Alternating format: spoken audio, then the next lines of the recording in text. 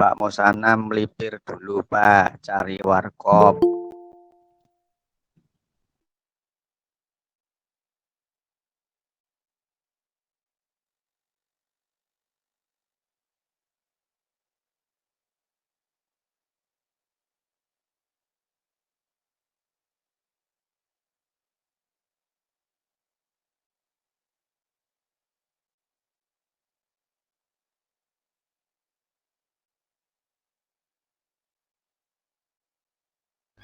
Halo, Assalamualaikum.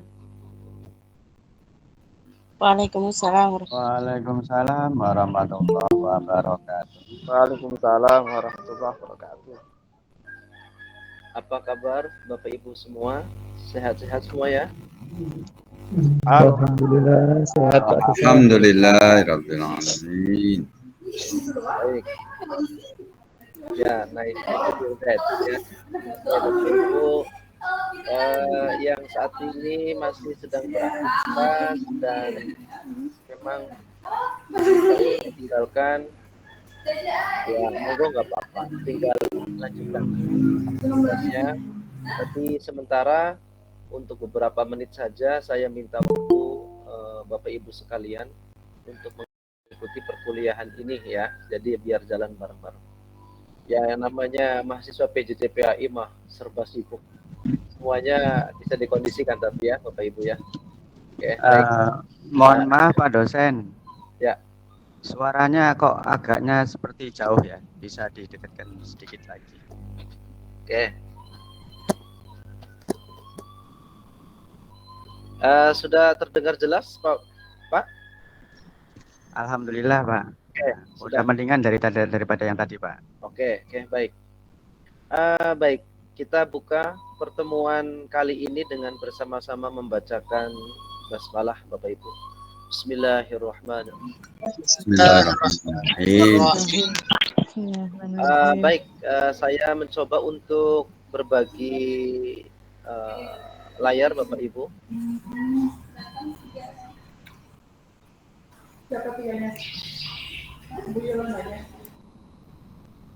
Sebentar.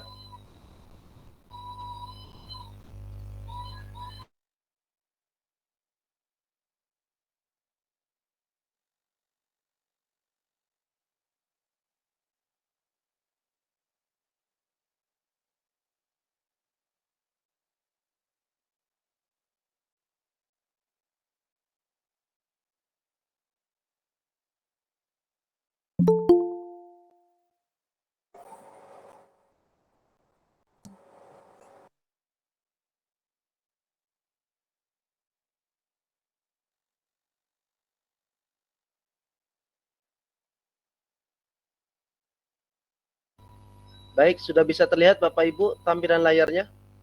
Sudah bisa terlihat. Oke, baik. Bapak Ibu sekalian, kita mulai dari topik 2, ada implied details, ada vocabulary, and where questions. Tentunya Bapak Ibu sudah mencoba untuk memahami persoalan-persoalan yang ada di topik 2 ini terkait dengan masalah atau topik implied details ya. Di sini ada implied detail questions, merupakan jenis pertanyaan yang menanyakan detail informasi yang tersirat dalam teks. Jadi ketika kita memahami teks itu tentu arah dari teks itu kemana. Artinya teks itu mengharapkan atau imply apa atau invert apa. Jadi di sini ada kata implied, ada invert, ada likely, ada probably. Nah, ini kita harus menyimpulkan dari pertanyaan tersebut berdasarkan detail informasinya. Tentu, detail informasi itu bisa didapatkan jika kita memahami terlebih dahulu apa isi dari teks itu. Kita langsung mengarah kepada contoh saja Bapak Ibu, nanti bisa di sesi tanya jawab saja kalau misalkan ada yang belum paham. Di sini ada soal terkait dengan tree ya. Di sini ada the number of rings in a tree can be used to determine how old a tree really is. Each years bla bla bla sampai kepada akhir. Nah, teks ini tentu akan membicarakan sesuatu yang terkait dengan pohon. Nah, tentunya terkait dengan pohon ini adalah dari pertumbuhan pohon yang membentuk ring. Ring itu ada lingkaran atau cincin. Jadi kalau pohon itu setiap bertumbuh, dia akan ada cincin dari satu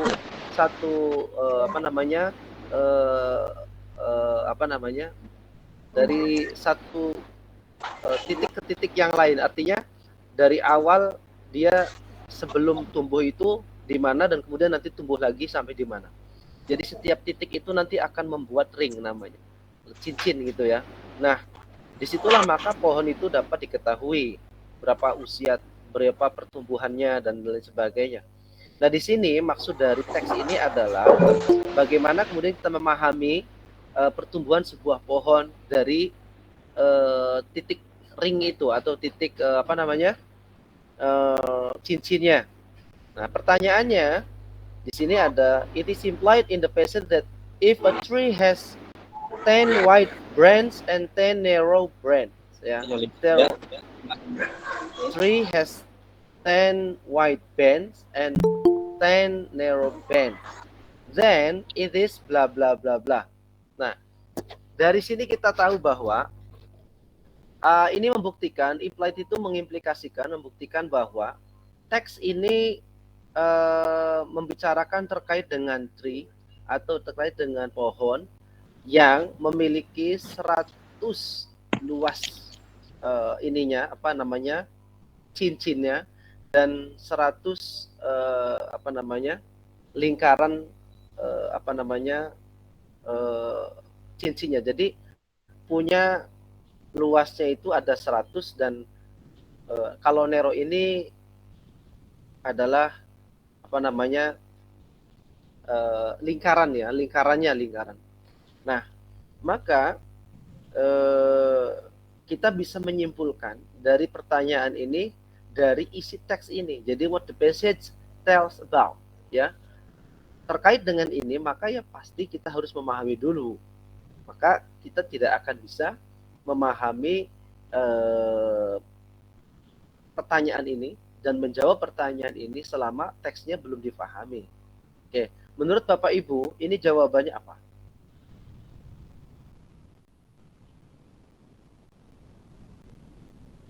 Seratus cincin. Century old.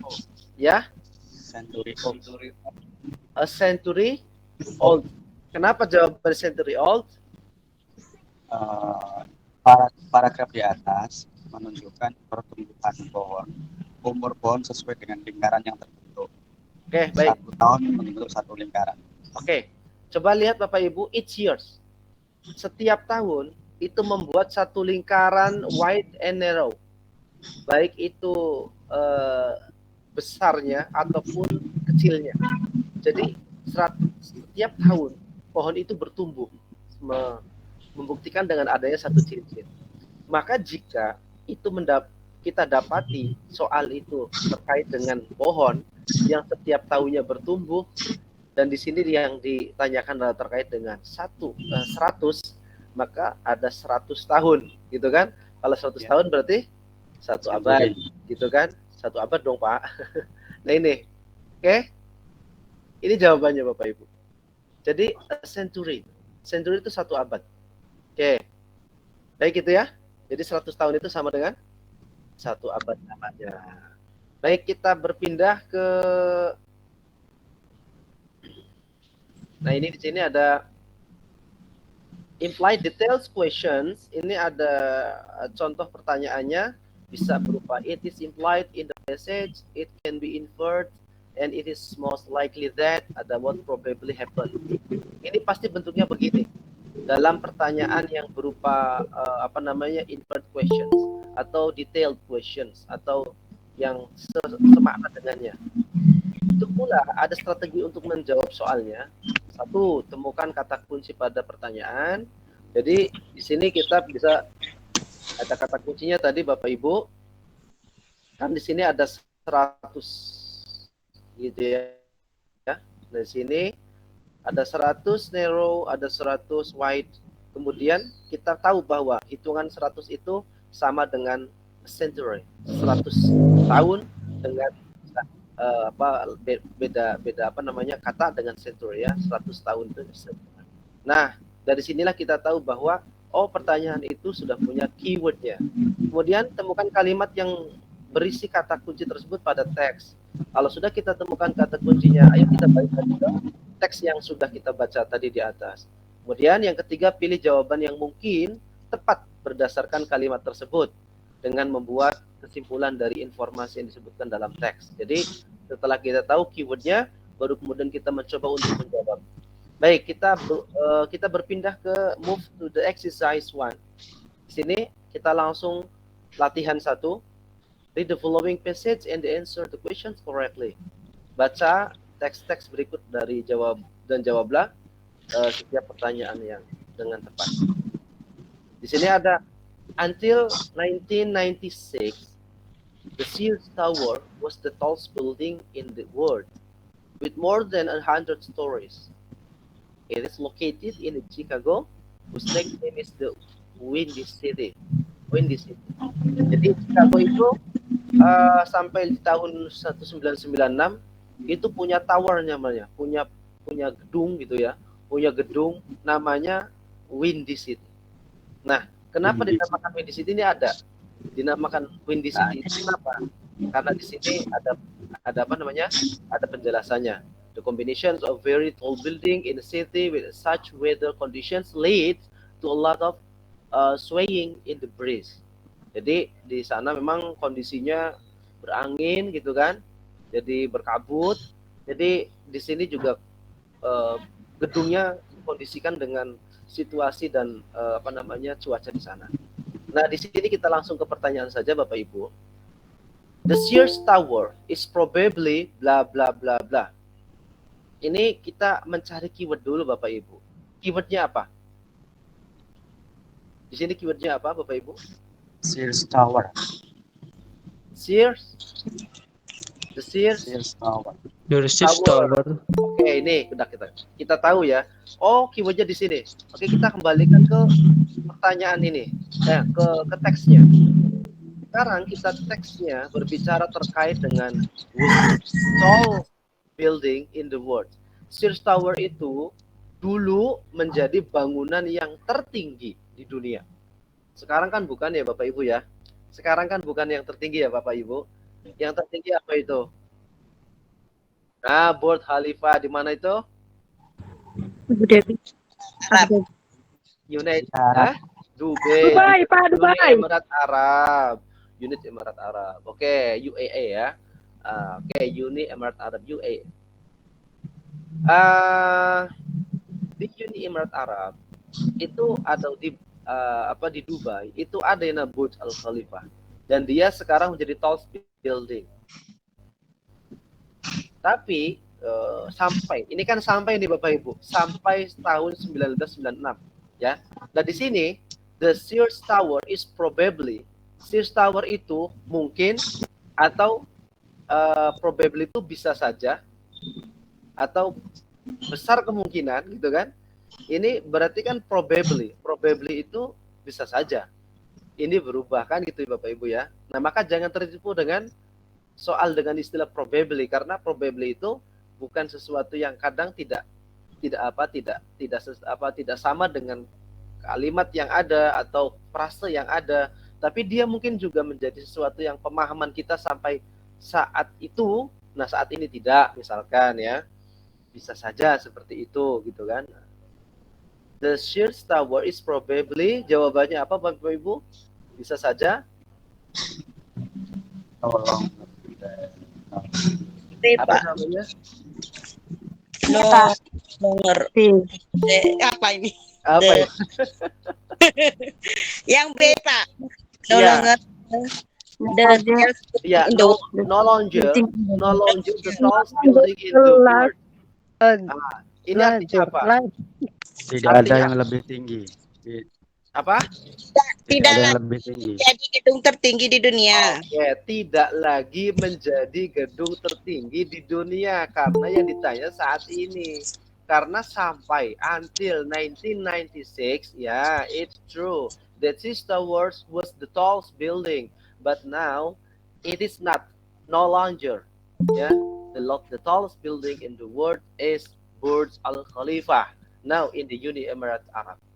So like this ya Bapak Ibu ya. Jadi pertanyaan ini harusnya dipahami dengan tadi kira-kira yang tersirat dari teks itu apa. Oke? Bisa dipahami Bapak Ibu? Oke, sekarang baik. Wah, keren, pinter-pinter. Pemahamannya luar biasa ini.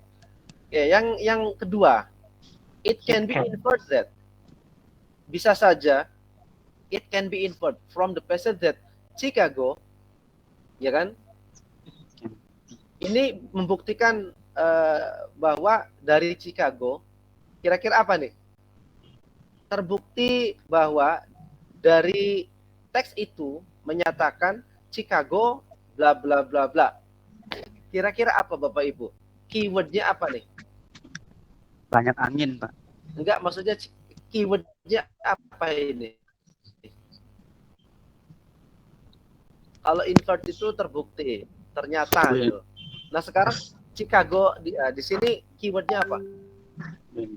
Chicago. Chicago. Nah ini nih, kita tahu bahwa keywordnya Chicago, maka kita harus cari Chicago di sini. Chicago-nya mana? Chicago-nya ini. Nah ini Chicago-nya. Nah lalu yang ditanyakan, ini terkait dengan apa nih? Nah jawabannya tinggal disesuaikan dengan teksnya, gitu kan? Nah, jadi Chicago itu apa? Chicago itu whose nickname is the windy city. The combinations of the very tall building in the city with such weather conditions lead to a lot of swaying in the breeze. On the windy day, on the top of the building can move back and forth as much as 3 feet every few seconds. Ya, setiap setiap beberapa detik itu dia bisa bergoyang, artinya bisa sesuai dengan arah angin. Jadi dia bisa berputar. Gedung itu sesuai dengan arah angin, maka ketika anginnya berhembus dari barat, maka dia akan berputar menghadap ke timur gitu kan, karena dia angin. Jadi biar gedung itu sesuai dengan arah angin. Nah, maka di sini jawaban yang tepat adalah D. apa? Jawabannya D. Usually has a lot of coba wind. dibaca bagaimana? Usually has a lot of wind. Has a lot of Wind. Wind. wind apa wine? Wine. Wine. Win, Pak. Kalau wine anggur, Pak. Oh gitu. Mabok Wind. enggak? Of the wind ya. Oke. Jadi kalau wine anggur, kalau wind Angin. angin. Oke, bagus. Enggak Ada apa-apa. lagunya, Pak. In the Wind of Change, Pak.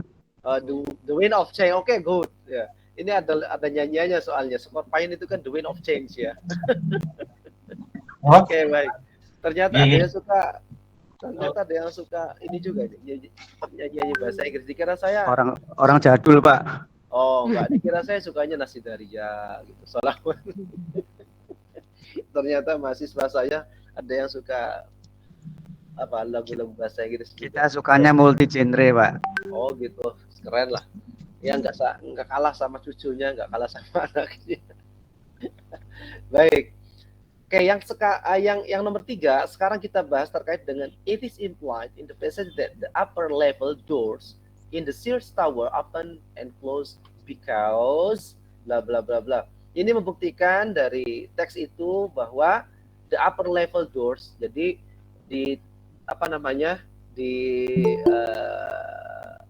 lantai tertinggi itu, ya, lantai paling tinggi itu in the Sears Tower, di Tower Sears itu bisa membuka dan menutup. Jadi kalau misalkan anginnya dari barat, dia akan menghadap ke timur dan membuka. Dan itu setiap begitu. Nanti kalau dari timur, begitu juga berputar dari arah selatan ataupun utara. Seperti itu. Maka kita cari keywordnya mana? Ayo, keywordnya mana? Yang ada angin-angin biar bisa tahan itu, Pak. Ya, Karena pintu mana? Upper level doors. Di atas. Mana kira-kira?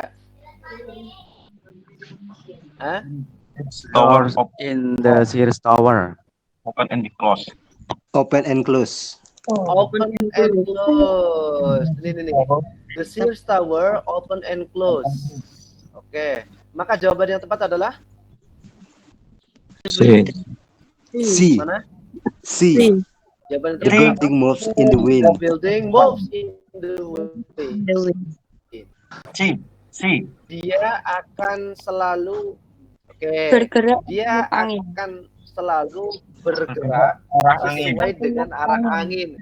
Good. Oke, begitu kira-kira Bapak Ibu ya. Gampang ya. Gambar rasa artinya, Pak. gampang artinya. Kalau dibimbing Pak dosen gampang, Pak. Oh gitu. Kalau dapat Wah, dosen, enggak dibimbing sama saya sudah hafal betul ini Bapak Ibu, ini bagus ini. kalau Nah. mengerjakan sendiri pusing. Baik, sampai di sini Bapak Ibu ada pertanyaan. Sampai nomor 3 dulu lah. Kayaknya ini soalnya terlalu mudah. Nanti saya akan berikan soal formatif tesnya, Bu ya. Nanti, Sulit, Pak. Kan nggak tahu artinya. Oh. Nanti saya akan berikan formatif tesnya nanti. Kalau sudah selesai. Sebagai bahan latihan. Oke. Sampai di sini silakan Bapak Ibu, ada yang ditanyakan?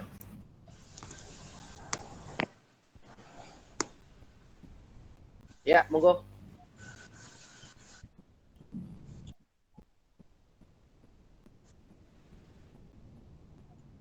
Oke, baik. Kalau dilihat, terima kasih, langsung saya jawab ya Pak Yusuf ya.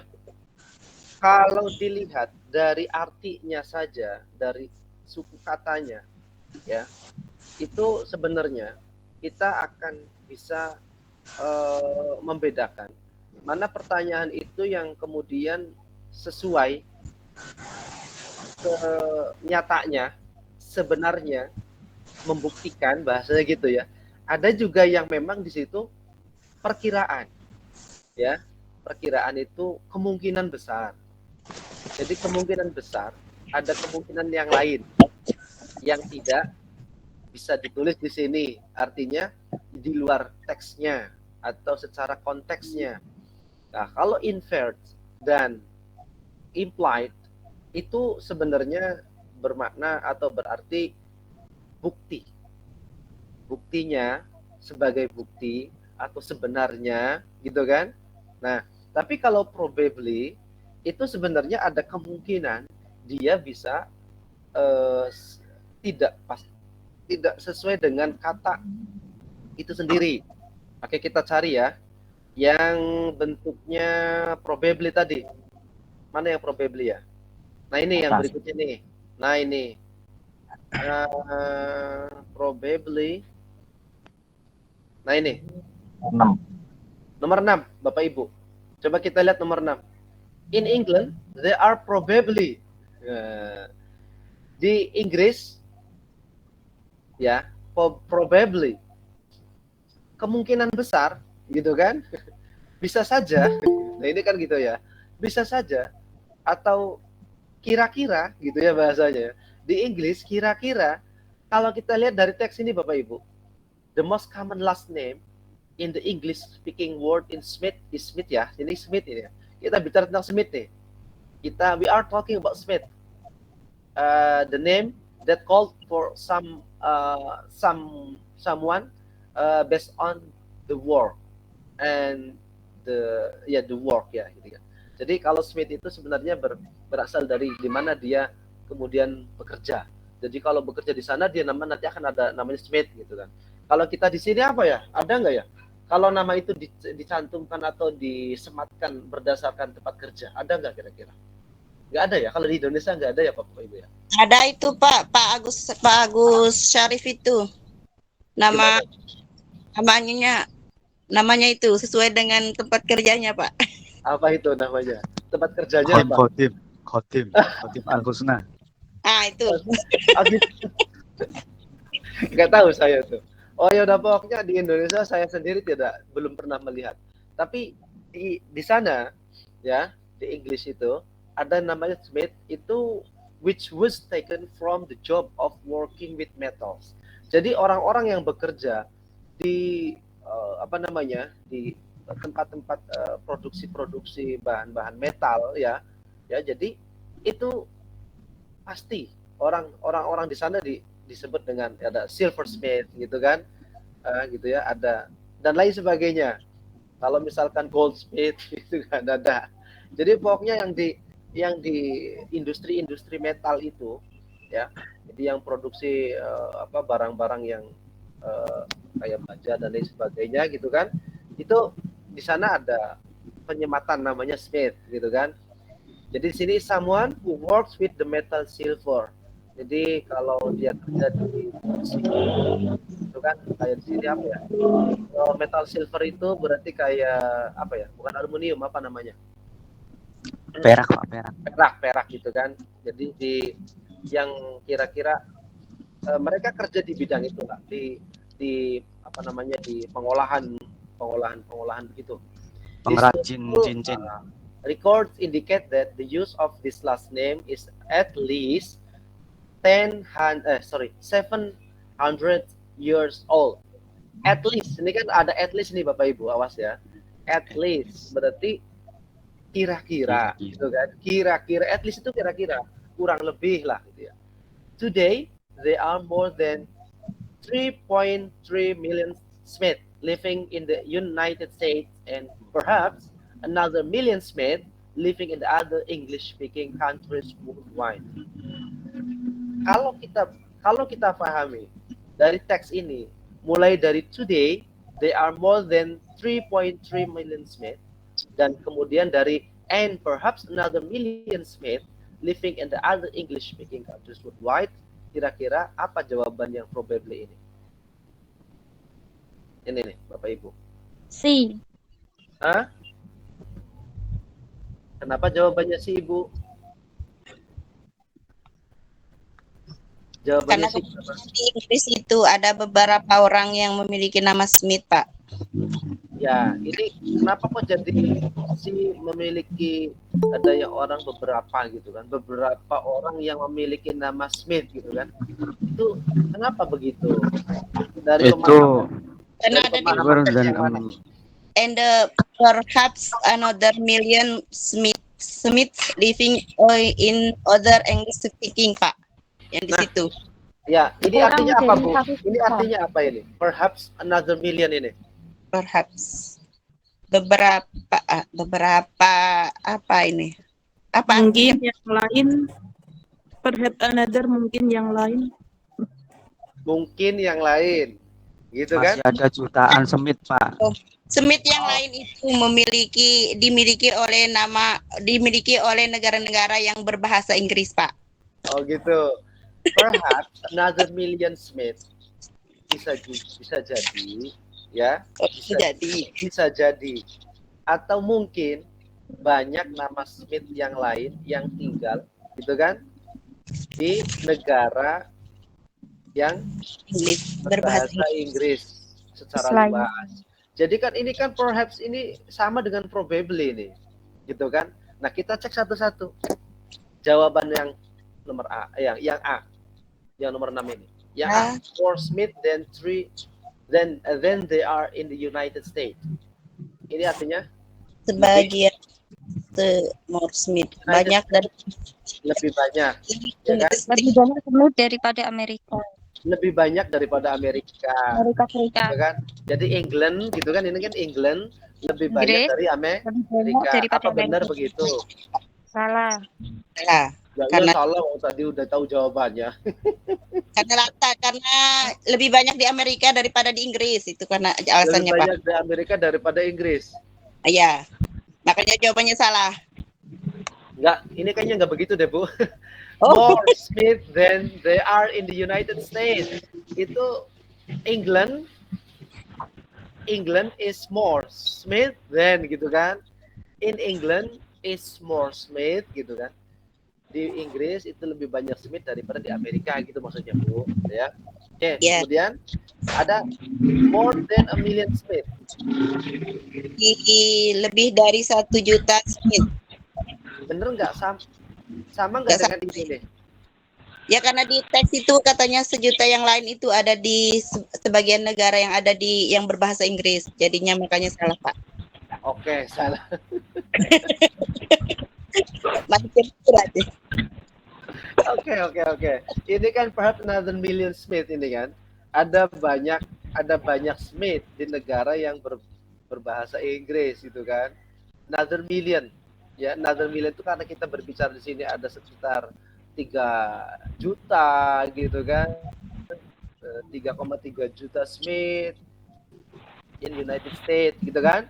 Tapi di negara lain, bisa England, bisa Australians gitu kan. Bisa negara-negara yang lain, bisa United Kingdom gitu kan. Bisa Kanada dan lain sebagainya.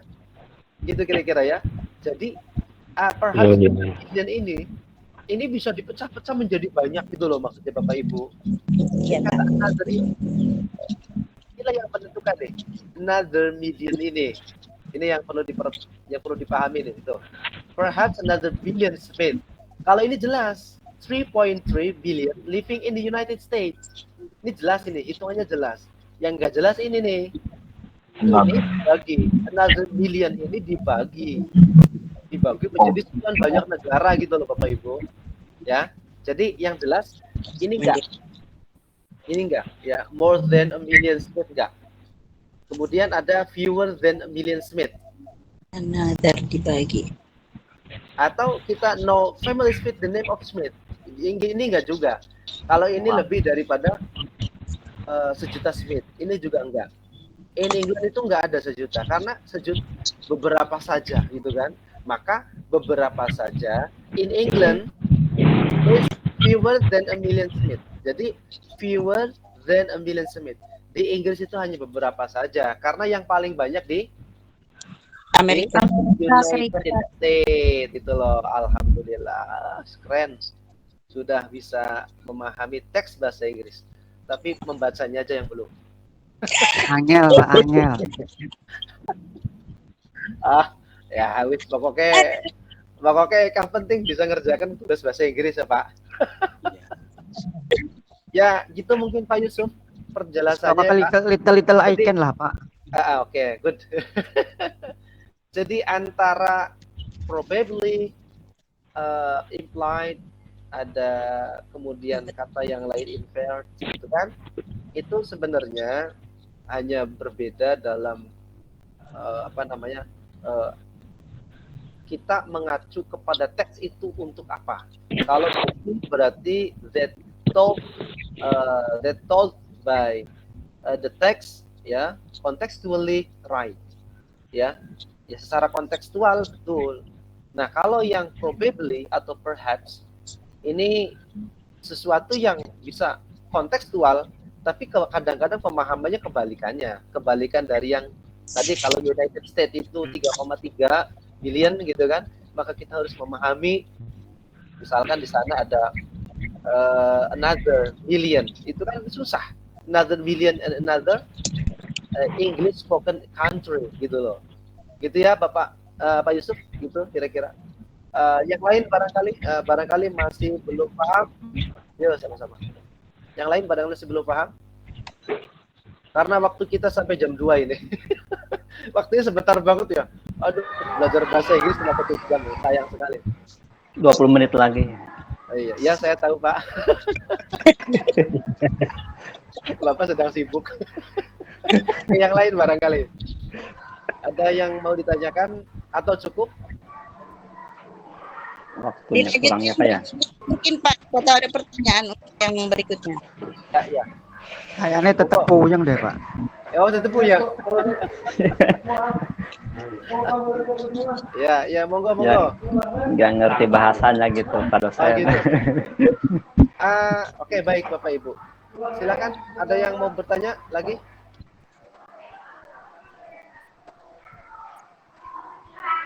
Baik, kalau tidak ada kita ke sini, Pak.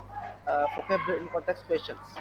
Pertanyaan tentang kosakata dalam konteks. Nah, ini ada misalkan di sini ada philately gitu kan. Ini kan istilah-istilah begini yang biasanya sulit ini. Kalau teks ini pasti sulit.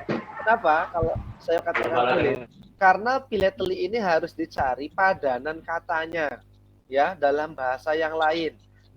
Biasanya gini, dalam kamus bahasa Inggris ya, tapi di sana sebenarnya itu adalah kamus bahasa biologi gitu loh Inggrisnya, gitu loh maksudnya Bapak Ibu. Nah, yang vocabulary ini ya jawabannya cuma satu sebenarnya. Kita sudah berapa banyak yang menguasai kata-kata yang dalam bahasa Inggris itu, gitu ya. Nah, kalau kata kuncinya begini Bapak Ibu, di sini kan ada. Ini ada kata kuncinya di sini. Temukan kata-kata yang sukar, yang akan dicari maknanya pada teks. Yang sukar ya, tentu yang sukar. Kayaknya sukar semua.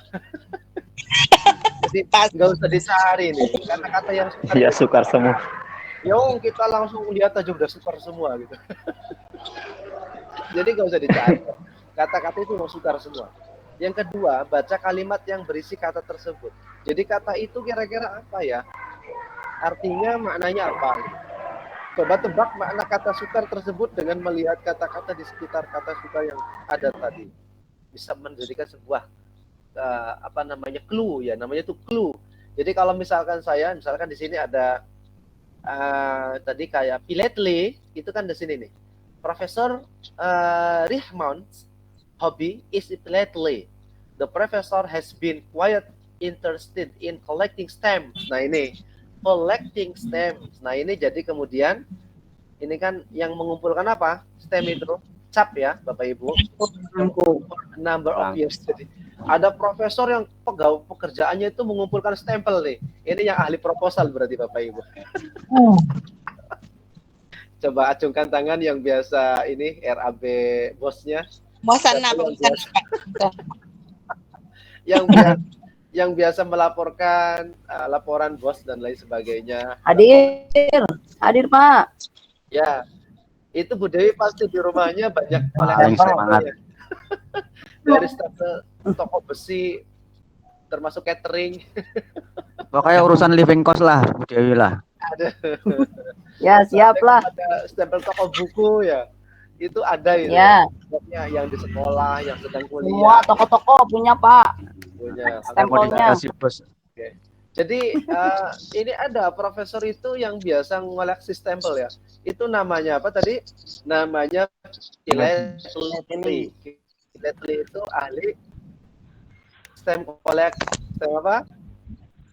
Stamp Koleksi stempel. Ya. Stamp collecting sini nih tuh. Collecting stamp. Jadi kata frasa collecting stamp ini menjadi keyword, menjadi clue daripada philately. Jadi begitu Bapak Ibu. Hanya gitu saja sih. Kalau misalkan kata-kata itu memang udah mentok gitu ya, kita nggak tahu nih. Ini kata itu apa sih gitu kan? Satu cuma caranya cari kata itu yang kira-kira bisa ada hubungannya dengan penjelasannya. Kan ada dijelaskan. Philately itu misalnya usually collecting stamp, berarti dia itu apa? Stamp jadi yang biasa gitu kan. Sampel gitu Bapak Ibu. Kan perangko stem yang ini Pak. Gimana Bu? Kan artinya perangko Pak.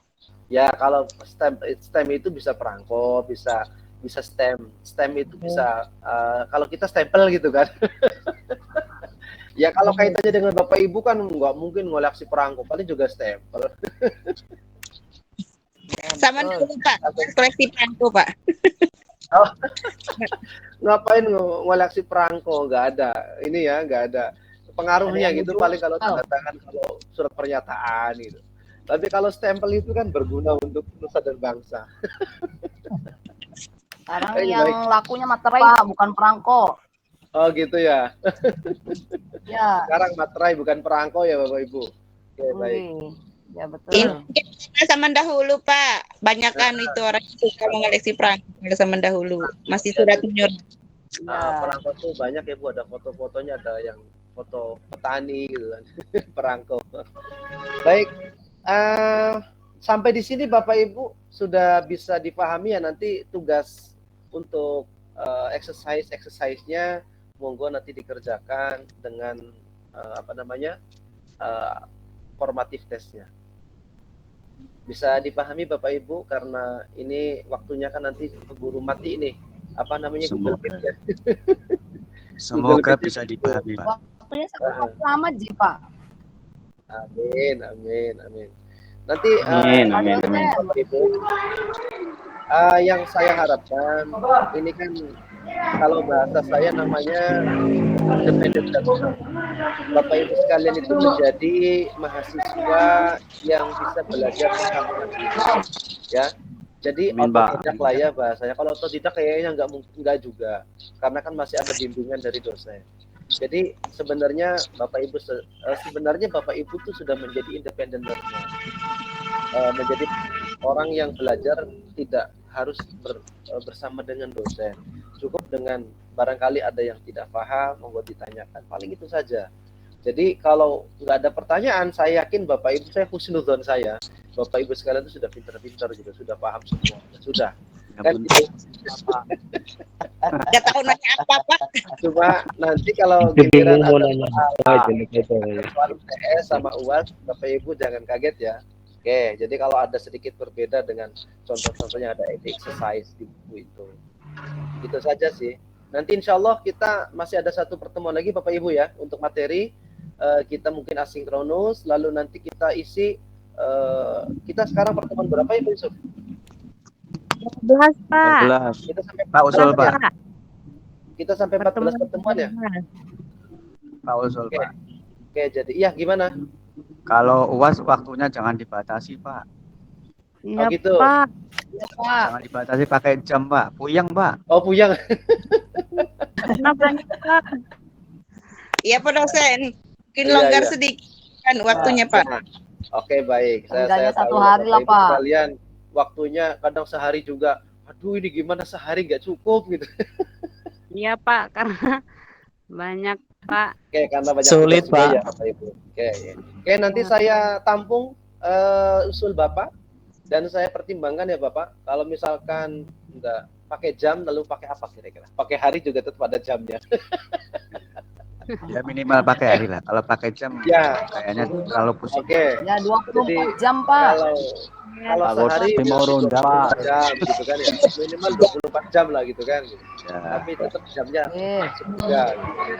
Oke, jadi misalkan saya berikan soal itu di pagi hari, berarti nanti pagi berikutnya sudah harus selesai gitu ya. Ya, Iya, siap. Baik. Lumayan cukup waktunya Pak kalau 24 jam. Ya, cukup mengerjakan tugas dan cukup melayani istri ya Pak Muhammad. Ya. Iya. Baik, sampai di sini kira-kira sudah cukup ya Bapak Ibu. Oke. Insyaallah Pak, insyaallah. Nanti saya doakan Bapak Ibu futuh lah ya, bisa terbuka pikirannya gitu loh. Amin. Oke, baik. Jadi nanti tinggal dipahami secara mandiri berdasarkan pada tadi petunjuk-petunjuknya, tinggal dipahami kembali bagaimana kemudian menjawabnya. Itu saja Bapak Ibu. Pak Yusuf mohon untuk diskusi Pak Yusuf.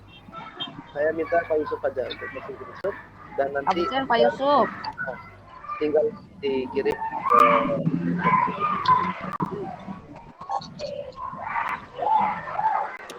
Action.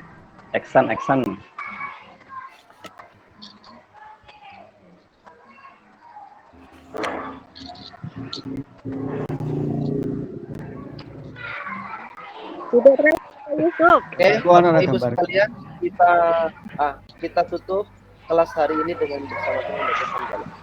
Alhamdulillah. Alhamdulillah. Amin. Dan sekali lagi senang bertemu dengan Bapak Ibu sekalian. Kita sudah lama Sama-sama, Pak Dosen. maya, gitu ya. Tidak bertatap maya, tidak bisa melihat Bapak Ibu langsung, tapi hanya memberikan tugas. Kali ini kita alhamdulillah bisa bertemu walaupun di dunia maya. Sampai jumpa kembali di minggu depan. Bapak Ibu semoga sehat selalu, diberikan panjang umur, sehat dan bahagia selalu. Baik, assalamualaikum warahmatullahi wabarakatuh. Terima kasih. Waalaikumsalam. Waalaikumsalam warahmatullahi wabarakatuh. Aduh. Terima kasih Pak Dosen.